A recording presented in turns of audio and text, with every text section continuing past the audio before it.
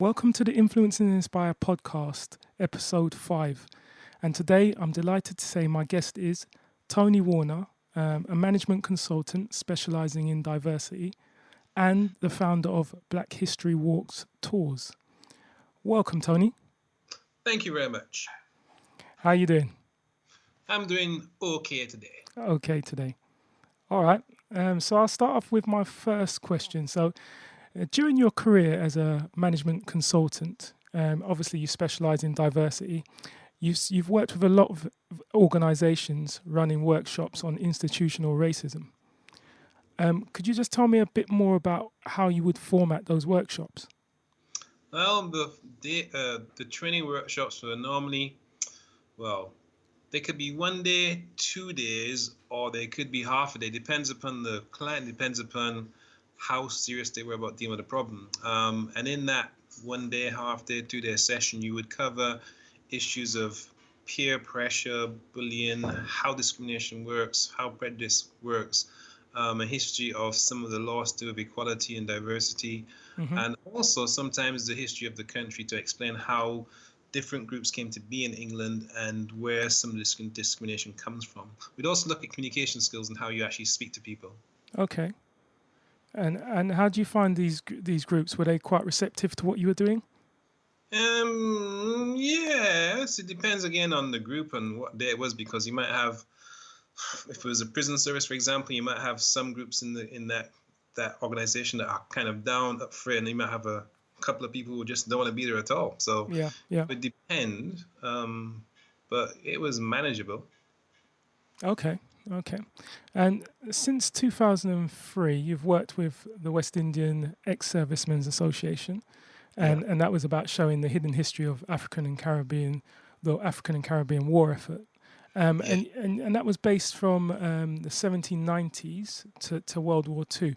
So I think most of us are aware of African and Caribbean involvement in World War I and II, but I don't know about that. Well, I say most of us.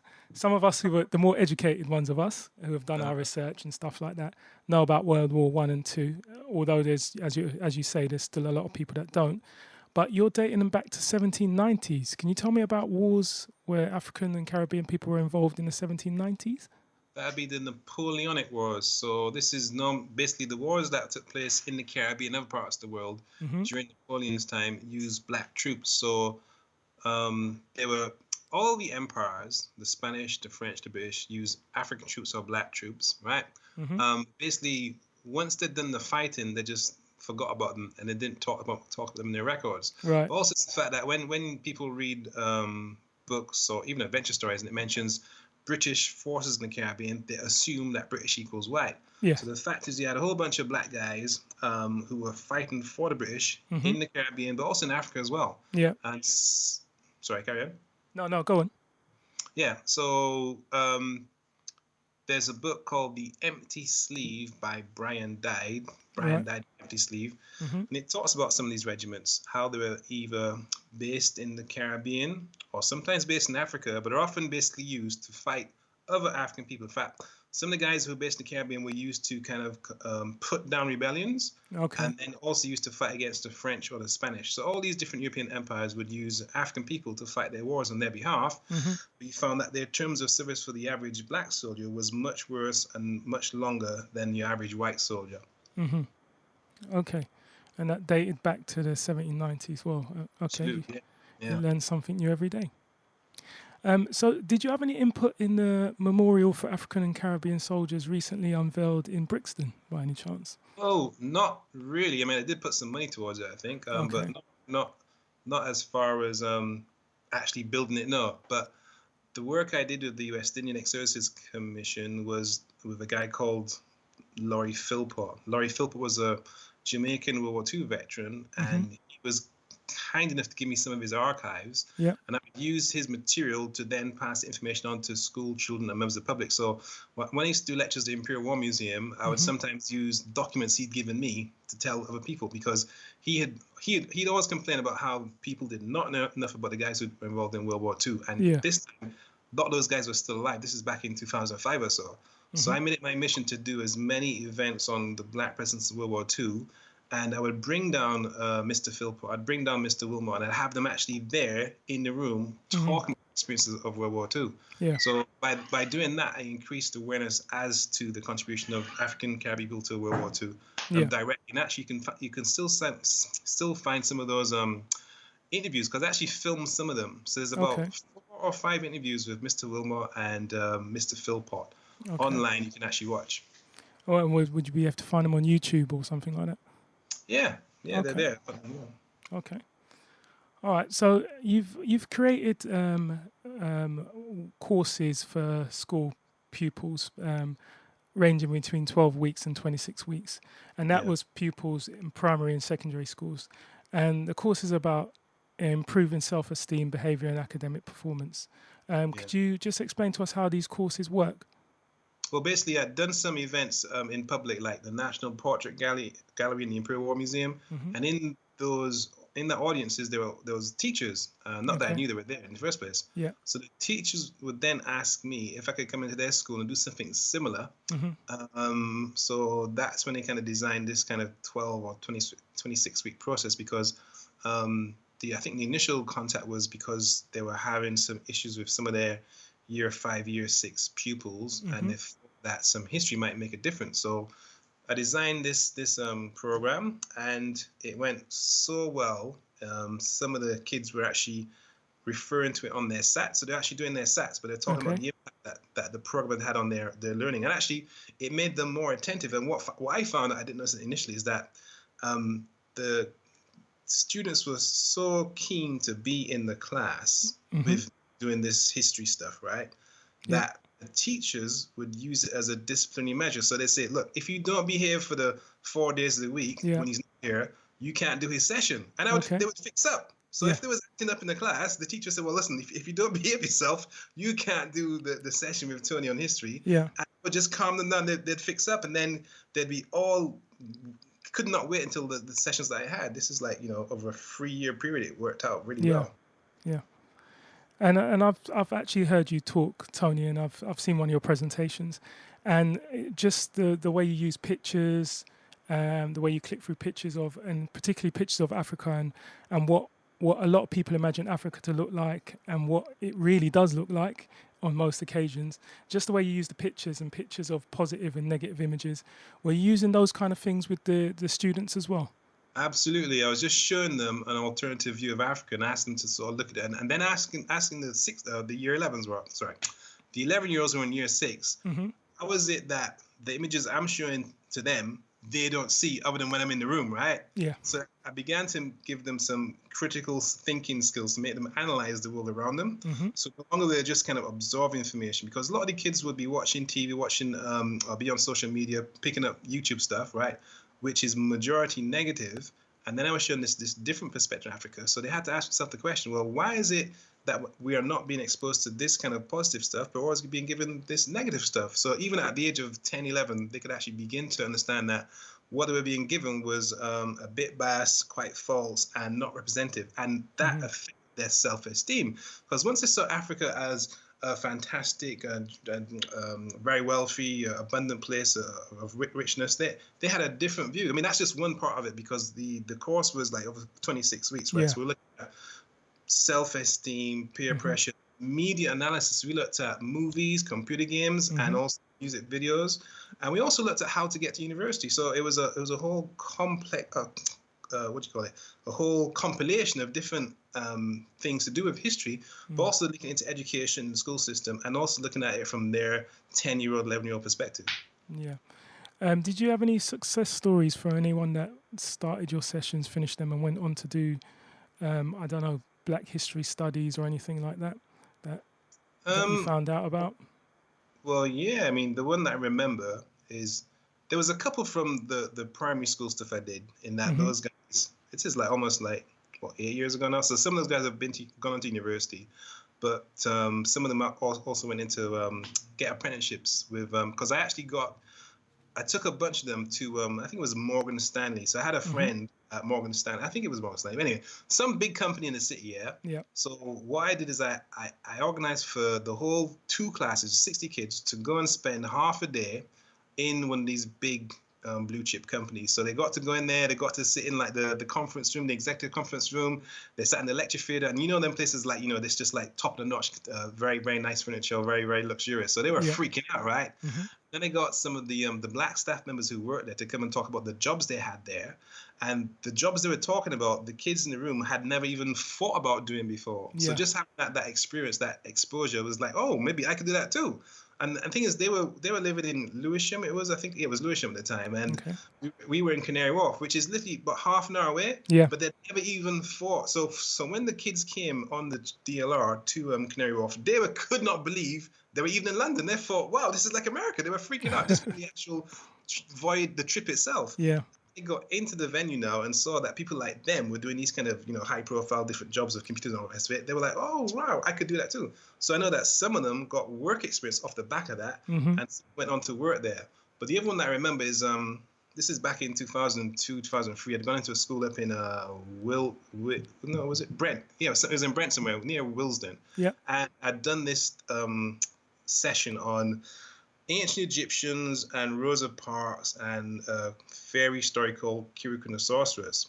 And then like 10, 12 years later, I met this woman who was actually at university. And she told me that when I came into her school all this years ago, it made a huge difference to how she saw other black kids. Because before I'd come in, they were calling each other names in the classroom because they were too dark or too light, whatever. Yeah. They had a mentality. Yeah. But after I'd come in, that kind of stopped, and they were getting on their work. And she said that affected her all. When she saw me again for the first time in 10 years and told me, oh, I'm so glad you came to my school. It was really inspirational. And now I'm here doing this. Yeah. And that just shows the importance of the work you're doing, Tony. Excellent, excellent. So, Tony, can you just tell us about Black History Walks tours? All right, Black History Walks does Black History guided walks, and it does presentations and talks, and it does films as well. So we do guided walks, presentations and talks, but also movies in cinemas and other venues that can hold a screen. The walks take place in 5 different parts of London, last about 2 hours. And on the walks, we show people the thousands of years of African Caribbean history that's literally on the street in your face. And that's the walks. And then the talks can cover a number of like different topics from World War I, World War II, to fibroids, to breast cancer, to medical apartheid, to how to brainwash youth, make them act like fools, to a whole bunch of different stuff, right? And they take place in museums, libraries, art galleries, universities, and they're normally free. Sometimes it's cheap, but they're normally free. And we do film shows. So we bring in movies from Africa, from the Caribbean, from Venezuela, from the Philippines, wherever there's a black population, we bring the films in, show those films at the BFI normally in the South Bank near Waterloo, as well as have a Q&A outreach from to kind of get more value, because sometimes people are seeing these images and they cannot believe what they're seeing. Yeah. So we showed films about the black population that was living out there in the South Pacific, a film called Tana, and some people in the room couldn't believe there were black people so far out there near Australia. So we had to have a discussion why that was. So it's walks, talks, and films every month of the year, all year long, not just in October. Yeah. So and the walks, it says that they're designed to uncover 3,500 years of Black history. So just on the walks, there's some in St. Paul's. What other areas are they in? Well, now it's St. Paul's, Elephant Castle, Notting Hill, Trafalgar Square, Secrets of Soho, but also Brixton and Clapham, and also Canary Wharf too. So that's 8 altogether. And I suppose it's walking around, looking at buildings, looking at monuments, and you telling us a story about those monuments and those buildings and roads, etc. Yeah. Okay. So what made you start Black History Walks tours anyway, Tony?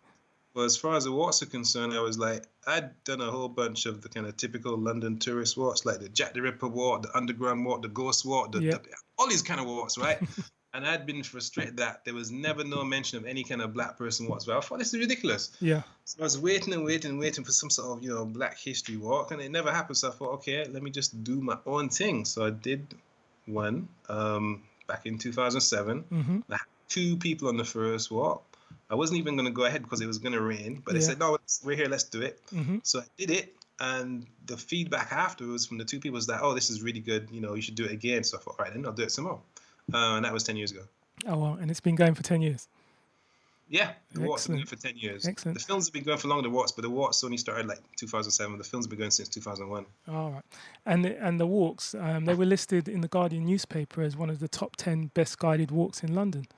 Yeah, that was back So, in 2011. They did that. I think they sent some secret undercover person because I never knew. They never said, "Oh, we're going to come and check you out." Or what. They yeah, just it was just in the paper. I was like, "Oh, I didn't know about this." yeah. So clearly someone had come, thought it was okay, and then put it in the newspaper. But also we've been on BBC, CNN, Discovery Channel. We've done BBC. Actually, we're on Channel 4. Just last year, we're on Channel 4 News Hmm. in November, I think it was.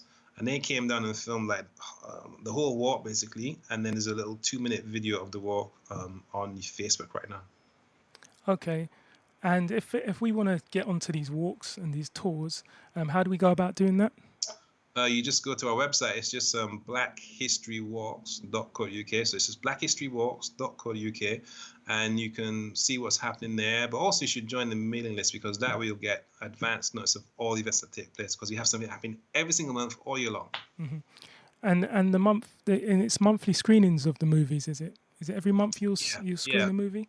Every single month of the year, we have at least one movie at the BFI South Bank, which is next to Waterloo. It's a free screen cinema, and we can have up to 450 people up in there watching the film. Like, for example, this weekend coming, we got a film called Bissaura, which is a true story of an African man from Angola who got taken to Brazil and used his African martial arts skills to mash up the oppressor during slavery. And it's a true story. This guy's a real person, yeah? So there's, and actually it's like a martial arts action film, and the guys who produced it, same guys who did Crouching Tiger, Hidden Dragon. So it's serious bad man film, yeah? And then apart from that, we have another film on that same day, this Saturday, the 15th of July, called Boy 23, which is about the Nazis who left Germany and went to live in Brazil before World War II broke out, and were trying to create this master race kind of thing over there. And they adopted these orphan little black boys, 100 of them, and had them on this plantation in the 1920s, 30s in Brazil. And some of the guys survived, and they're going to tell their story in this film, which is an incredible film. Yeah. Oh, but yeah, every month. Every month. Good. Yeah. And we find out about these films in the same way. Is that through the mailing list? You could, either go to the website and join the mailing list, or just look for African Odysseys. So the name of the program is called African Odysseys, and it's every month for the last 10 years of the BFI South Bank. And in terms of the numbers that you get for these screenings, what are the numbers like at the moment? The last session we had was looking at black women as goddesses. So we're looking at females who were revered as spiritual beings from the West African traditions, but also you find these African traditions in Cuba and Colombia and Brazil. And we had about 200 up for that, which was pretty good because it was like a hot sunny day. And you know that if it's a hot sunny day, cinema attendance always goes down. So it was a decent crowd. But yeah, we can get between 140 to 450, depending on what the film is and which cinema it's in. And Tony, just about yourself, how did you start getting into your own Black history and learning about Black history, and then deciding to pass on that knowledge to other people? Well, I was a nerd at school, so I always liked reading anyhow, and I liked history. It was one of my favorite subjects. But as far as here is concerned, let me see now. Oh, that's right. I was mentoring young boys up in Tottenham, and the young boys had no idea, no knowledge of any kind of Black history, because they literally said to me that they thought Jamaicans were drug dealers and Nigerians ate bushmeat. Wow. And when I said, do you know about the Windrush generation? They're like, what is a Windrush? They had no clue at all whatsoever, right? So what got me into doing this kind of public education, Black history stuff is that I thought, let me do something to address what these boys need, because they ain't got no history in their school system at all. So I thought, let me give them some. So I was doing this training, and I needed to have a TV to do it, to show them these videos with Black history in it. I need to have a TV, but in the whole Marcus Garvey Centre in Tottenham, there was no TV that I could get hold of. And when I tried to bring my TV to the venue, I had to get a lift from somewhere. Anyway, it never worked. So I thought, forget this foolishness. I'm just going to hire a cinema. And I hired a 400-seat cinema called the Rio Cinema in Hackney. And that was in 2001. A film called The Rosa Parks Story, starring Angela Bassett. And I said, you know what? I paid for the venue, so I'll just let the people come in for free to watch the film. So as long as they brought a child, they could come in for free, watch the picture, and that was it. That was the origin of this kind of public education stuff. All right, excellent. Okay, Tony, I think that's the end of the interview. If people want to hire you for any talks, what's the best way of going about doing that? Because Just I'm sure. go via the website, Yeah. and you can contact the administrator there, and they will sort you out. Okay. Well, Tony, thanks for your time today, and keep up the good work. And I hope to see you soon on one of those Black History Walks tours. Yeah, man, that'd be cool. All right. Thanks for your time. Cheers. Bye. I hope you enjoyed this episode of the Influence and Inspire podcast. Don't forget to subscribe, rate, and review. See you next week.